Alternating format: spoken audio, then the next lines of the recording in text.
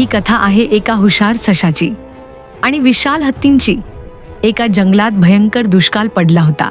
पाण्याच्या शोधात हत्तींचा मोठा कल्प व ससे इकडे तिकडे फिरत होते. शेवटी त्यांना एक सुंदर तल सापडलं. त्या तल्याजवळ ते राहू लागले. मोठे हत्ती तल्यात येताना सश्यांच्या बिलांवर पाय पडू लागले आणि सशांना मोठं संकट निर्माण झालं. तेव्हा एका हुशार सशाने योजना आखली.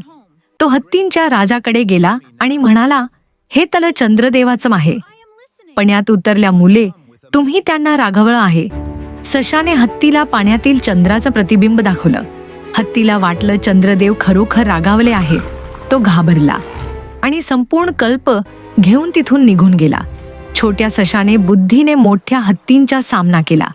या कथेतून शिकायला मिळतं, बुद्धी ताकदीपेक्षा श्रेष्ठ असते. अशा अजून कथा पाहण्यासाठी लाईक, शेअर, सबस्क्राईब करा.